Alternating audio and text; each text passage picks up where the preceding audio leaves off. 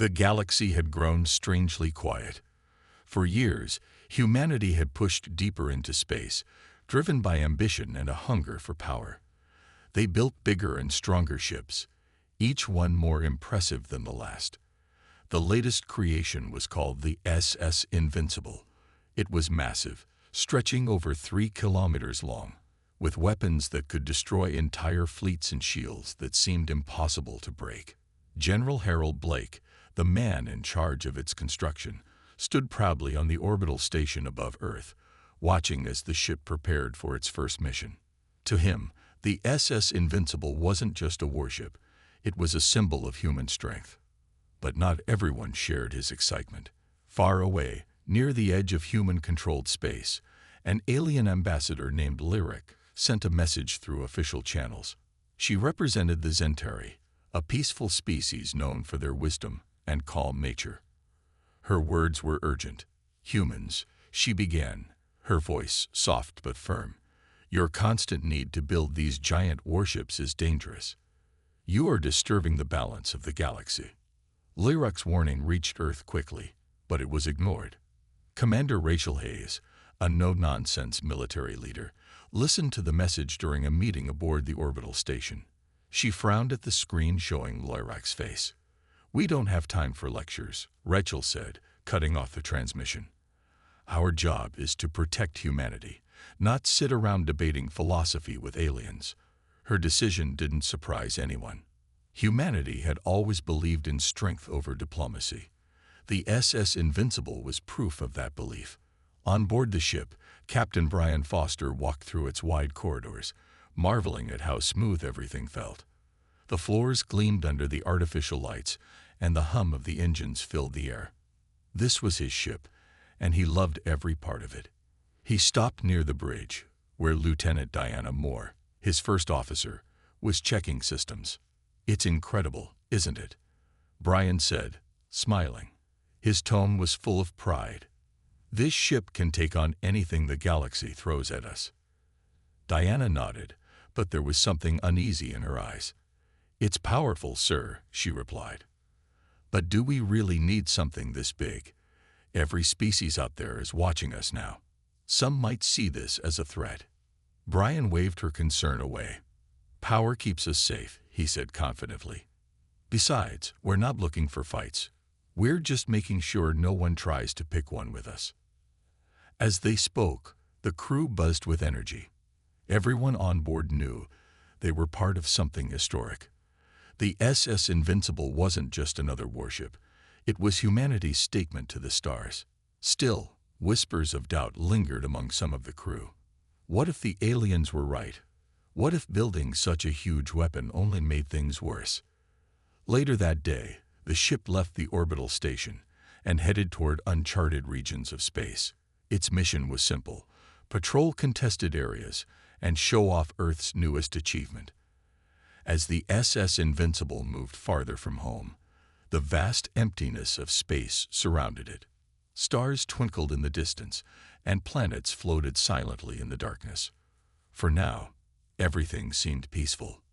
But deep down, Diana couldn't shake the feeling that trouble was waiting ahead. She glanced at the rows of monitors on the bridge, each one displaying data about nearby star systems. Nothing unusual showed up yet, but she couldn't help wondering, what would happen when they finally met someone who saw the SS Invincible, not as a protector, but as a weapon?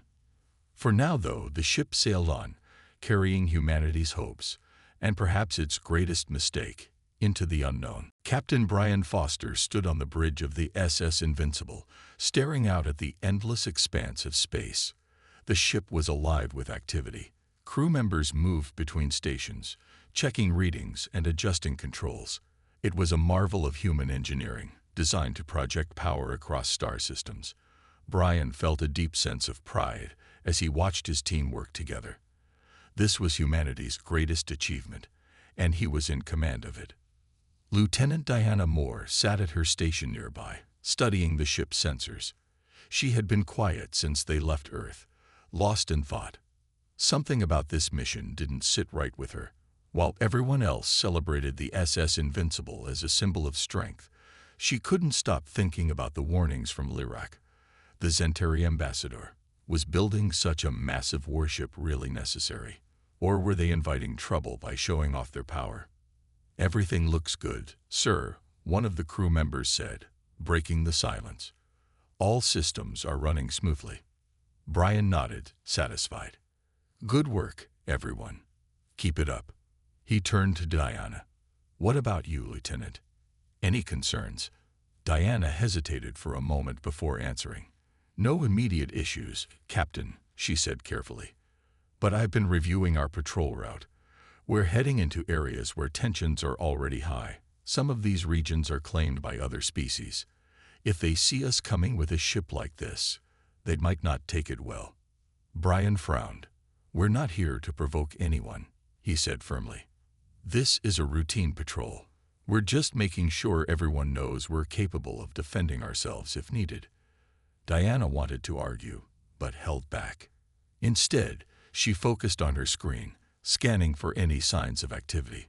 So far, the sensors showed nothing unusual. But as the hours passed, something caught her attention, a faint signal coming from a nearby system. It was weak, almost undetectable, but it was there. "Captain," she said, pointing to her monitor. "I'm picking up something unusual. It's hard to say what it is, but it's moving toward us." Brian leaned over to look. "Could it be a natural phenomenon?" he asked. "I don't think so," Diana replied. "It's too consistent. Whatever it is, it's following a specific course." The bridge fell silent as the crew waited for the signal to grow stronger. Minutes later, the screens lit up with new data. A fleet of ships had appeared on the horizon, their designs unfamiliar. They weren't human, that much was clear. The shapes were sleek and angular, unlike anything Earth's engineers had built. "Hail them," Brian ordered. "Let's find out who they are." Diana worked quickly, sending out a communication signal. After a tense wait, a face appeared on the main screen. It belonged to an alien with sharp features and glowing eyes. His voice came through the speakers, calm but firm. "This is Admiral Vrax of the Corax fleet. Identify yourselves." Brian stepped forward. "This is Captain Brian Foster of the SS Invincible. We're conducting routine patrols in this sector. No hostile intentions." Admiral Vrax studied the humans for a moment before speaking again. "Your vessel is impressive," he said slowly. "But why do you feel the need to build such weapons? Your kind continues to push boundaries, even when peace could be achieved." Brian stiffened at the comment. "We're not looking for conflict," he said, "but we won't back down if threatened."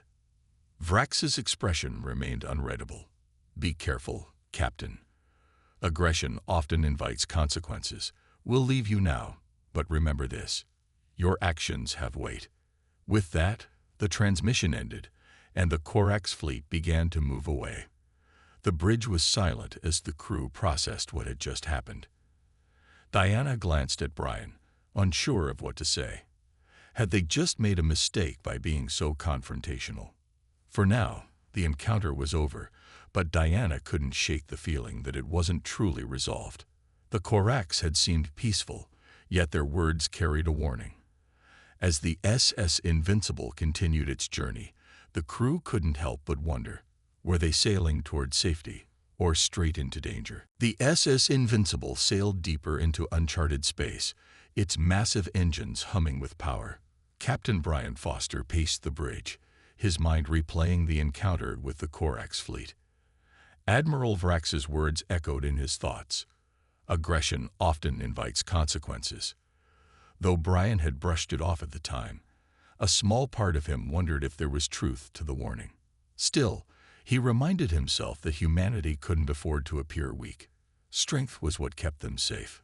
Lieutenant Diana Moore sat quietly at her station, keeping an eye on the ship's sensors. She hadn't forgotten the tension of the meeting either. The Corax ships had been smaller and less advanced than the SS Invincible, but their leader's calm confidence had left an impression on her. Something about Admiral Vrax felt different, more measured, more deliberate. It made her uneasy. Was the Corax fleet truly leaving, or were they planning something? Hours passed without incident. The crew worked steadily, checking systems and monitoring the surrounding space. Everything seemed quiet, too quiet. Diana leaned closer to her screen, scanning for any unusual activity. Suddenly, the sensors picked up movement. A single Korak ship had reappeared, drifting near the edge of their range. It wasn't attacking. It just hovered silently, watching. "What are they doing?"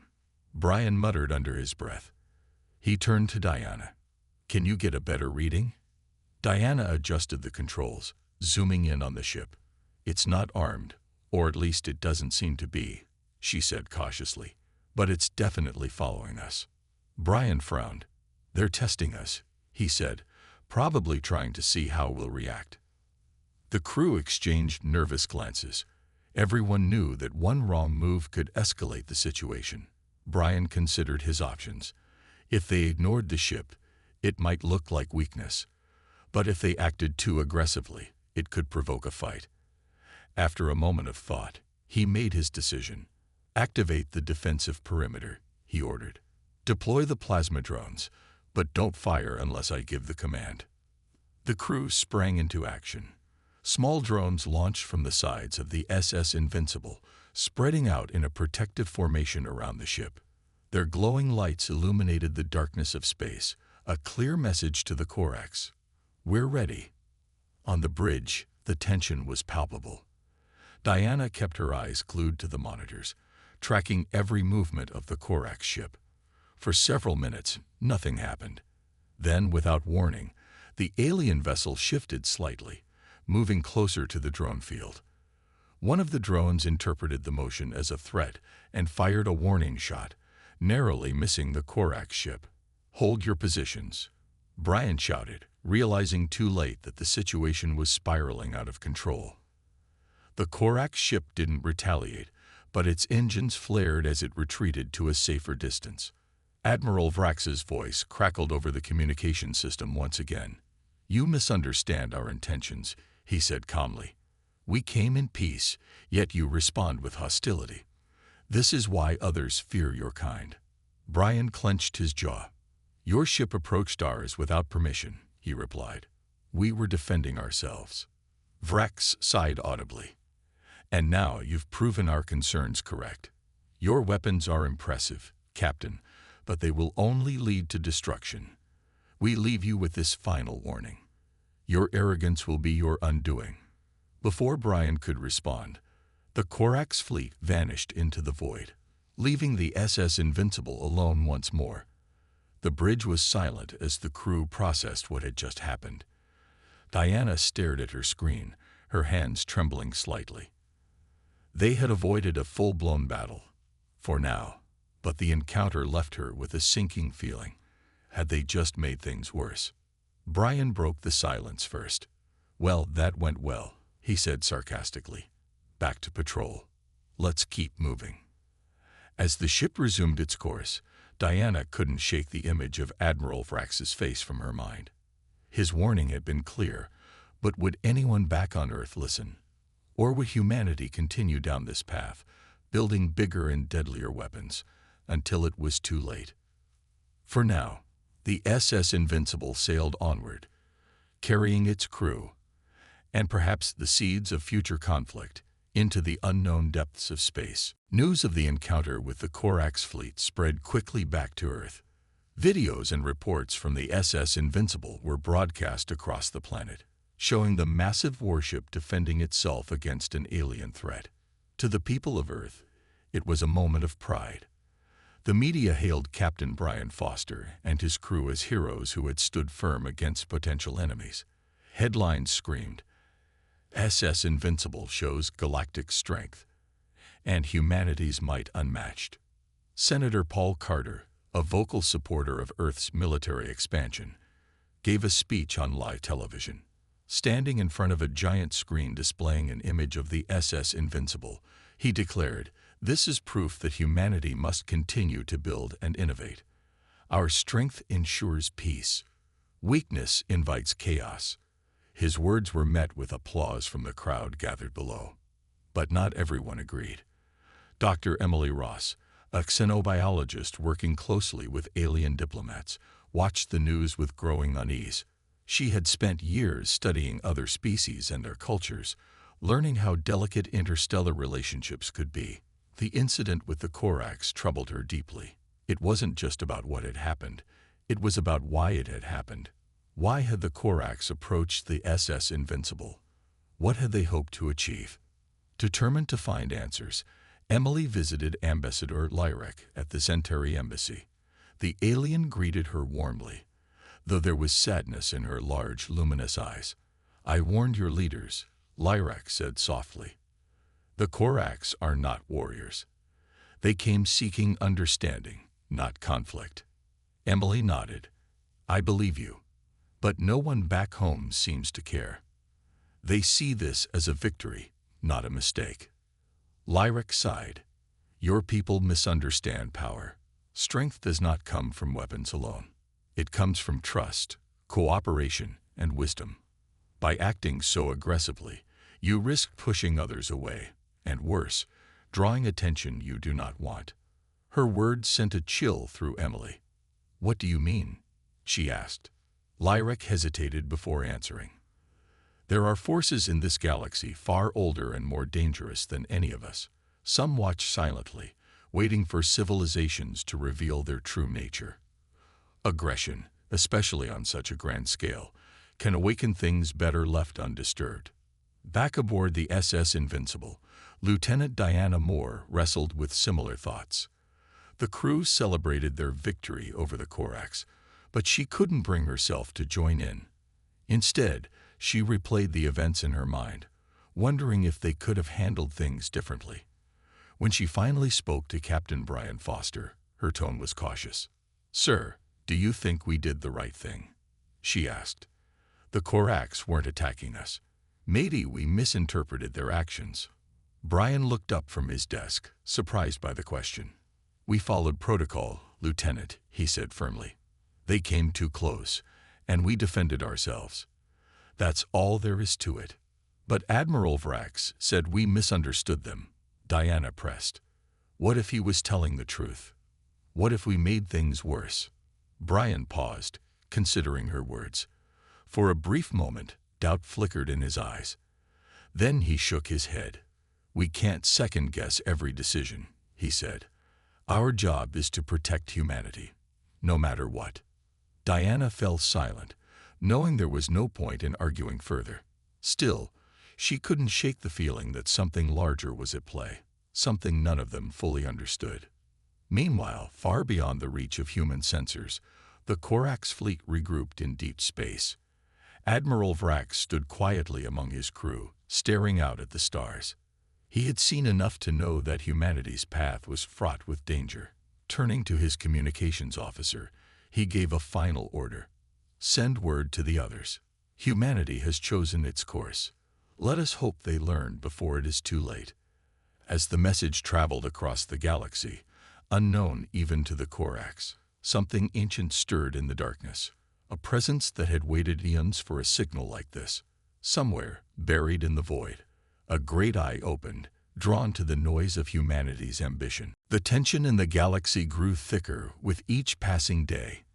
Ambassador Lyric of the Centauri called for an emergency summit, inviting representatives from several alien species to discuss the recent actions of humanity. The meeting took place on a neutral space station orbiting a distant star. Its halls filled with beings of all shapes and sizes.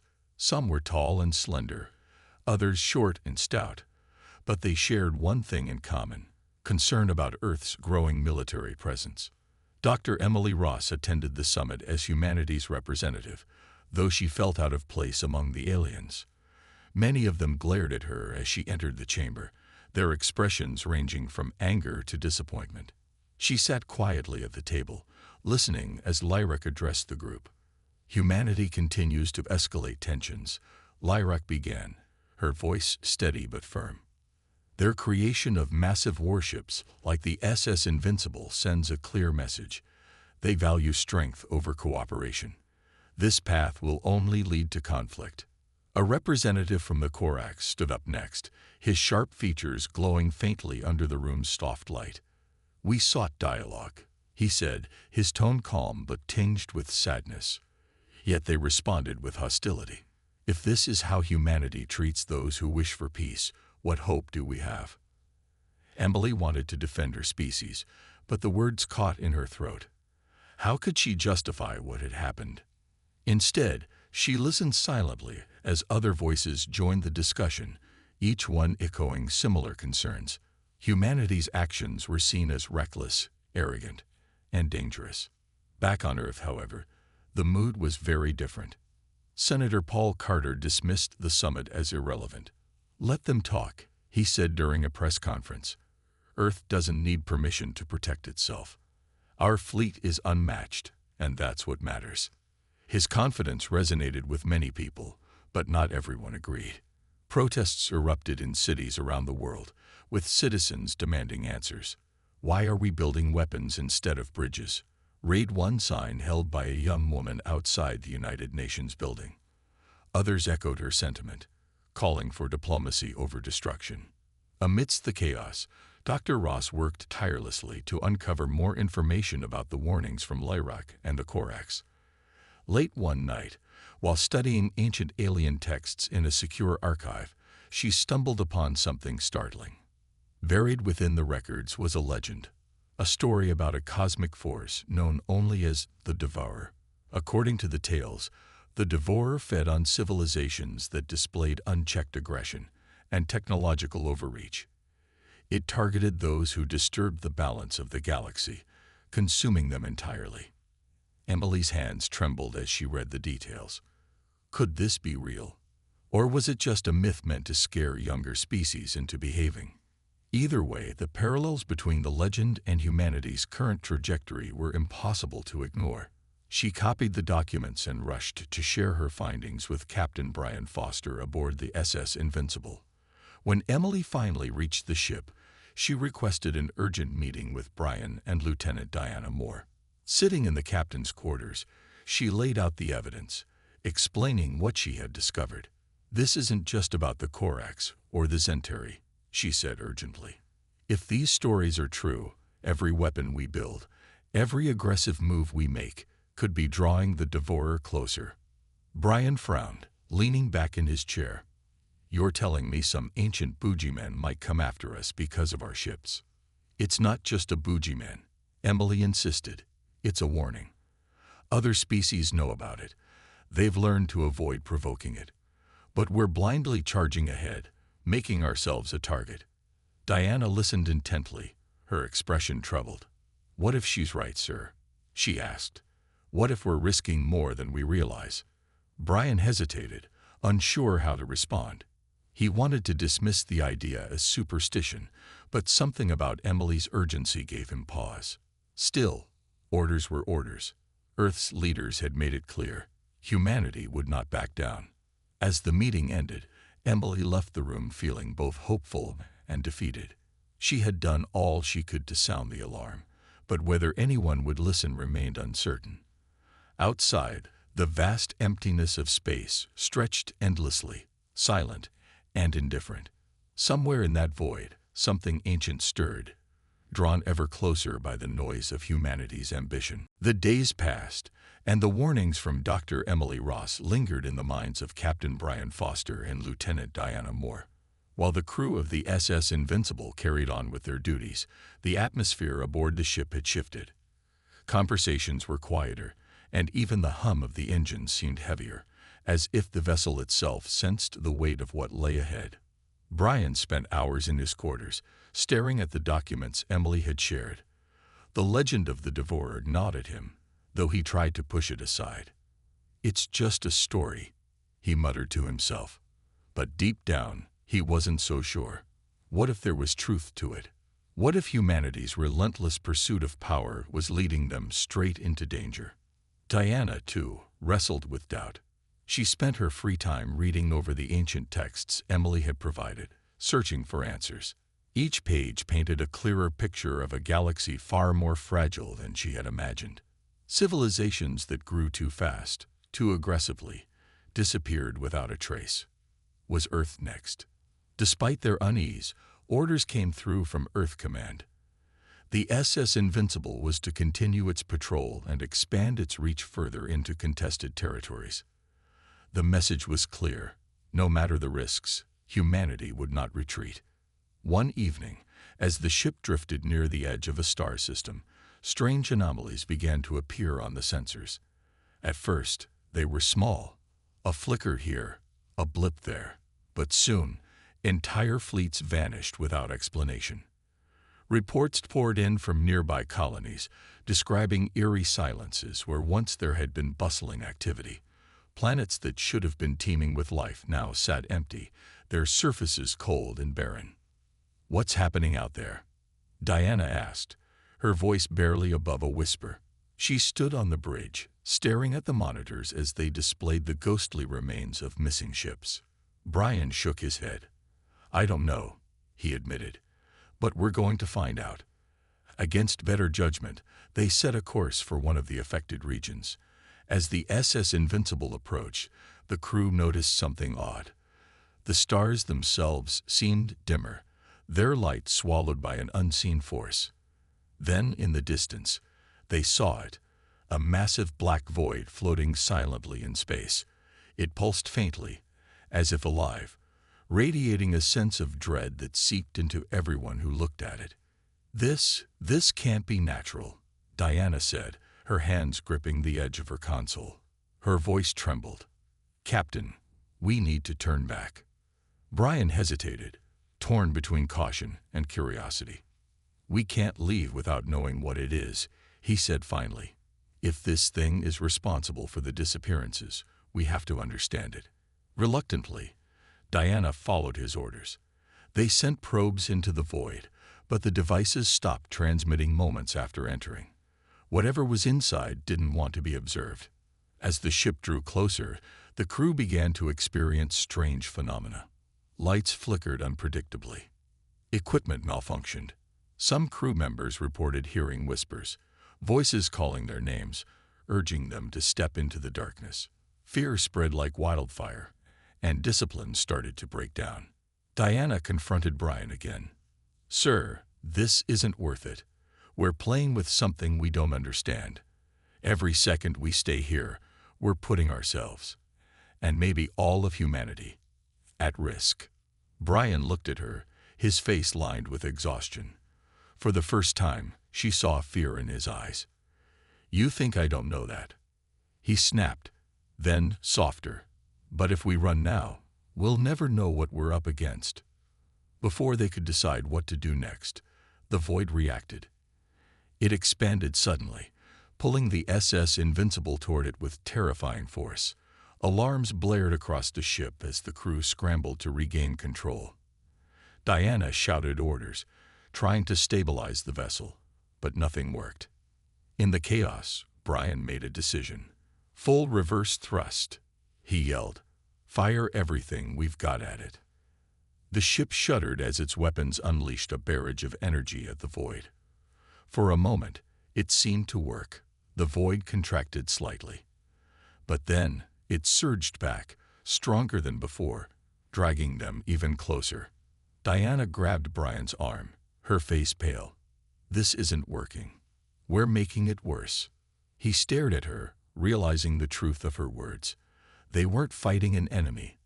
They were feeding it. And unless they did something drastic, the SS Invincible would become just another casualty in the endless void. The SS Invincible was caught in the grip of the void, its massive engines screaming as they fought against an invisible force pulling them closer. Captain Brian Foster clenched his fists, his mind racing for a solution. Every weapon they fired only made the void stronger, feeding it with energy. The ship's systems were failing one by one. Lights flickered, consoles sparked, and the crew's panicked shouts filled the air. Lieutenant Diana Moore stood frozen on the bridge, her eyes locked on the swirling blackness ahead. She could feel it now, not just see it. A presence that seemed to reach into her mind, whispering doubts and fears. It showed her images of Earth burning, humanity wiped out, all because of their arrogance. Tears welled up in her eyes as she realized this wasn't just a random phenomenon. It was alive, intelligent, and angry. "Captain," she said, her voice trembling but firm, "we can't fight this thing. We're making it worse." Brian turned to her, desperation written across his face. "Then what do we do? Just let it take us." Diana hesitated, her thoughts racing. Then, with sudden clarity, she knew what had to be done. "We sacrifice the ship," she said quietly. "If we destroy the SS Invincible, maybe we can weaken the Void. Maybe we can stop it from growing." Brian stared at her, stunned. Sacrificing the ship meant sacrificing themselves, and everyone on board. For a moment, he couldn't speak. The weight of the decision crushed him. But then he looked around at the chaos unfolding on the bridge, the terrified faces of his crew, the failing systems, the relentless pull of the Void. There was no other choice. "All right," he said finally, his voice heavy with resolve. "Prepare the self-destruct sequence." The order rippled through the ship like a shockwave. Crew members scrambled to their stations, some sobbing, others working silently with grim determination. Diana stayed by Brian's side, helping coordinate the evacuation pods. They managed to launch most of the crew into escape vessels, sending them away from the Void. But time was running out, and not everyone could make it. As the last pod detached, Brian and Diana remained on the bridge, alone except for a handful of volunteers who refused to leave. Together, they initiated the countdown. The ship's computer announced the remaining seconds in a cold, mechanical voice. 10, 9, 8. Diana took a deep breath, trying to steady herself. She glanced at Brian, who gave her a small, sad smile. "I'm sorry," he said softly, "for everything." She shook her head. "Don't be. We're doing the right thing." The countdown reached 0.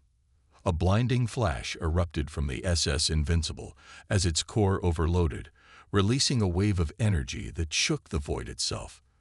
The massive warship shattered into fragments, its pieces consumed by the darkness. For a moment, the Void seemed to writhe in pain, its surface rippling violently. Then, slowly, it began to shrink, retreating back into the depths of space until it vanished entirely. In the distance, the surviving crew watched from their escape pods, tears streaming down their faces. They had lost their ship, their home, and many of their friends. But they had also saved countless lives, including those back on Earth. When news of the SS Invincible's destruction reached Earth, reactions were mixed. Some mourned the loss of such a powerful symbol of human achievement. Others saw it as proof that humanity needed to change its ways. Dr. Emily Ross spoke publicly about the incident, urging leaders to listen to the warnings of alien species and focus on peace rather than power. Though the Void was gone, its message lingered. Humanity had been given a second chance, but whether they would learn from it remained uncertain. As the survivors drifted through space, waiting for rescue, Diana stared out at the stars.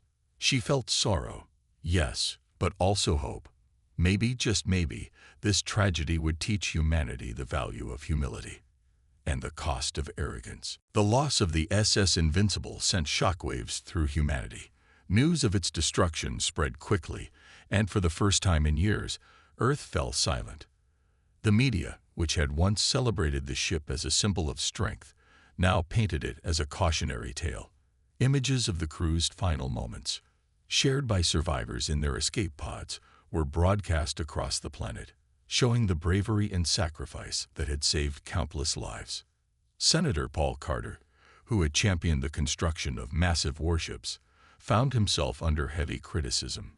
Protesters gathered outside government buildings, holding signs that read, "Enough war, enough weapons, and listen to the stars." For the first time, his speeches about military power were met with jeers instead of applause. Even some of his allies began to question whether humanity's focus on domination was worth the cost. Dr. Emily Ross stepped into the spotlight, using her knowledge of alien cultures to advocate for change. She gave interviews, wrote articles, and spoke at conferences, urging humanity to rethink its approach to the galaxy. "We've been acting like children playing with fire," she said during one televised address. The void wasn't just a threat. It was a mirror, showing us what happens when we let arrogance guide our actions. Her words resonated with many, especially after the release of the ancient texts about the Devourer. Though some dismissed the stories as myths, others saw them as a warning humanity couldn't afford to ignore. Slowly but surely, public opinion began to shift. People started asking questions they had never considered before. Why did we build so many weapons? What if cooperation is stronger than force? On board the rescue ships that retrieved the survivors of the SS Invincible, Lieutenant Diana Moore became an unexpected hero.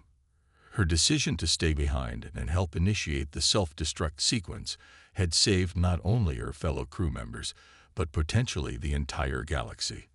When asked about her actions, she spoke simply and honestly. "I didn't do it for glory," she said. "I did it because it was the right thing to do. We created the problem, and we had to fix it."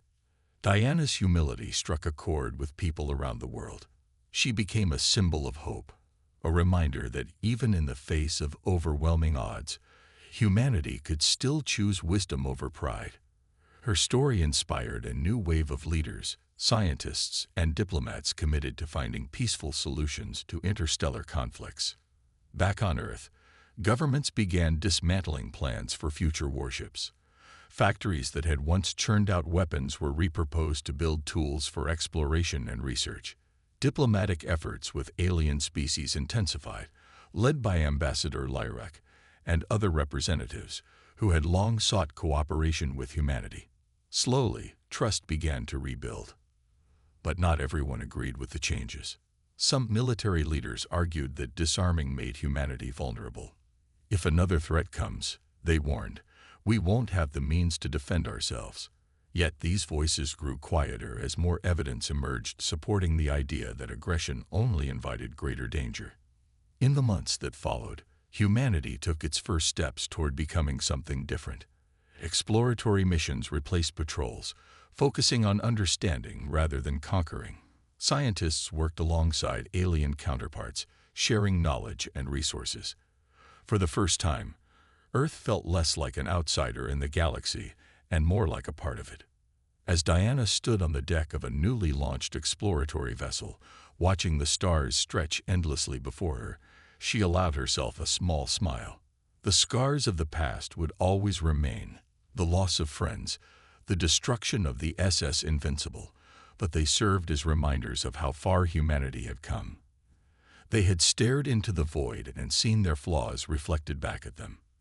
And though the journey ahead would be difficult, she believed they were finally heading in the right direction. For the first time in years, the galaxy seemed quieter, not because of fear, but because of peace. Humanity had learned a hard lesson, paid a heavy price, and emerged stronger for it. The stars no longer felt like a battlefield.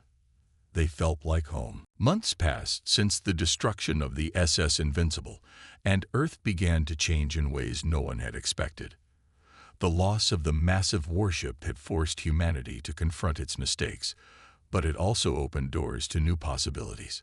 Slowly, people started to realize that strength wasn't measured by weapons or size. It was found in unity, understanding, and the courage to admit when you were wrong. Dr. Emily Ross became a leading voice in this transformation. Her work with alien species earned her respect, not just on Earth, but across the galaxy. She traveled frequently, meeting with ambassadors like Lyrak of the Centauri, and even representatives of the Corax. These meetings weren't always easy.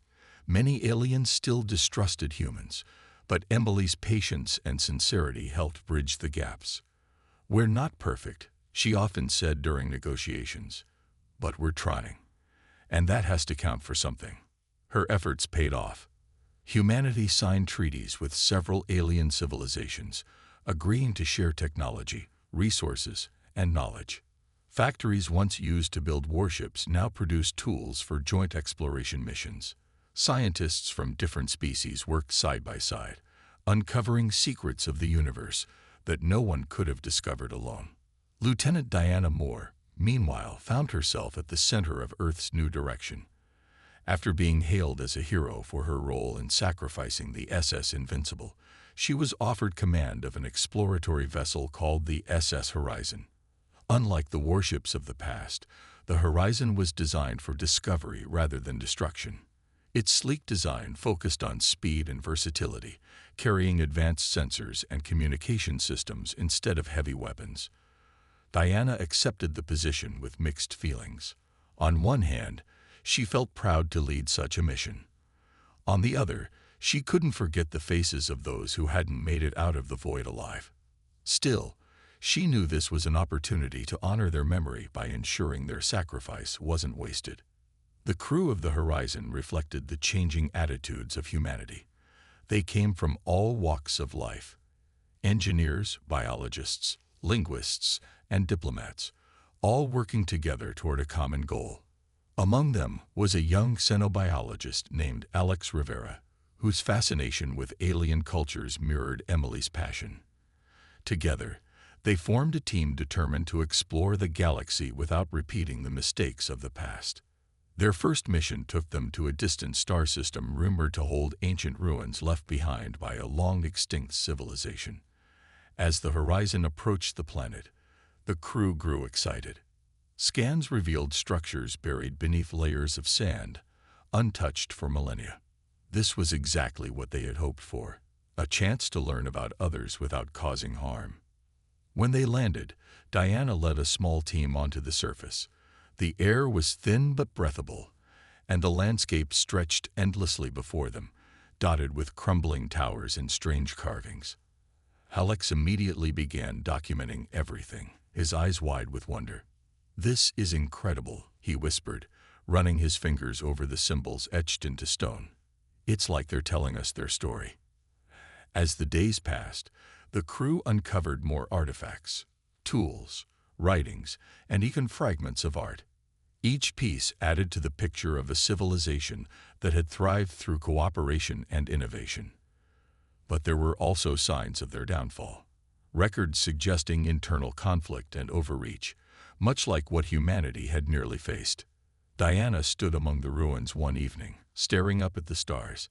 She thought about how close Earth had come to destruction, how arrogance had blinded them to the consequences of their actions. Yet here they were, standing on the shoulders of a lost civilization, learning from their successes and failures. "We won't make the same mistakes," Diana murmured to herself. "Not again." Back on Earth, Senator Paul Carter watched footage of the Horizon's discoveries with a mixture of awe and regret. He had spent years pushing for warships, convinced they were the key to survival. Now, seeing the wonders brought back by exploration, he realized how wrong he had been. Though it was too late to undo the past, he vowed to support the new path humanity had chosen. For the first time in decades, hope filled the galaxy. Humanity wasn't perfect. They still had much to learn, but they were finally moving forward.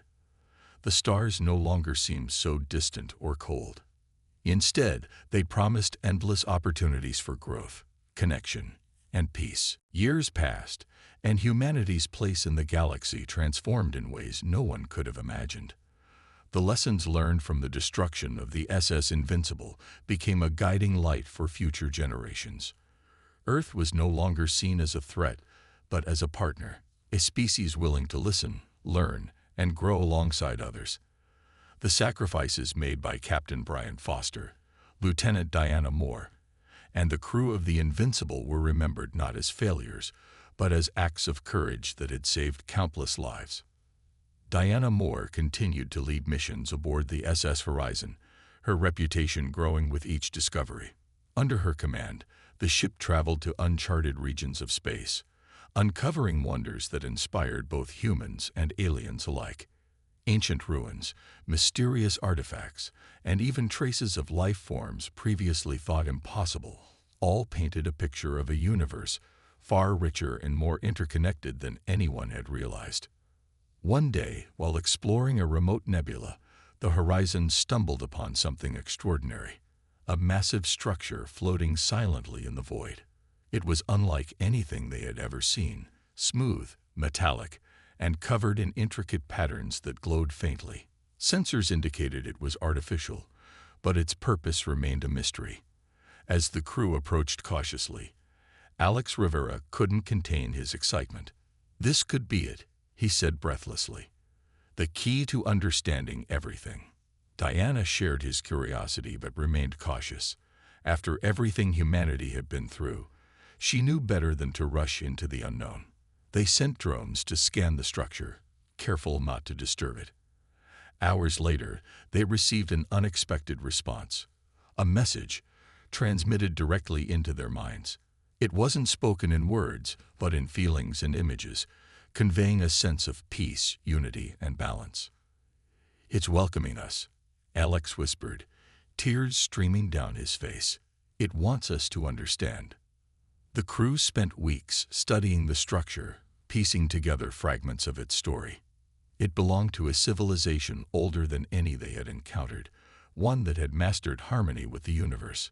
But instead of using their knowledge for power or conquest, they had chosen to leave behind gifts. Monuments like this one, designed to guide younger species toward wisdom. Back on Earth, news of the discovery sparked a global celebration. For the first time, humanity felt truly connected, not just to other species but to the cosmos itself. Schools taught the story of the invincible and the void, emphasizing the importance of humility and cooperation. Artists created works inspired by the glowing patterns of the ancient structure, and scientists worked tirelessly to unlock its secrets. Senator Paul Carter, now retired, reflected on how far humanity had come. He often visited museums dedicated to the new era of exploration, standing quietly before exhibits showcasing the horizon's discoveries. Though he carried guilt for his role in promoting warships, he took solace in knowing that humanity had risen above its past mistakes. Dr. Emily Ross, too, looked back with pride. Her efforts to bridge the gap between humans and aliens had laid the foundation for lasting peace. She continued to advocate for diplomacy, ensuring that Earth never forgot the lessons of the past. As for Diana, she eventually stepped down from commanding the horizon, passing the torch to a new generation of explorers. But she didn't stop working. Instead, she traveled the galaxy as an ambassador, sharing her experiences and reminding others of the cost of arrogance and the power of redemption. In the end, humanity emerged stronger because of its trials. The scars of the past served as reminders of what could have been, while the stars ahead promised endless possibilities. The galaxy was vast and full of mysteries, but for the first time, humanity faced it not with fear or greed, but with open hearts and minds. And so, among the stars, a new chapter began, one built not on weapons or dominance, but on understanding, trust, and hope.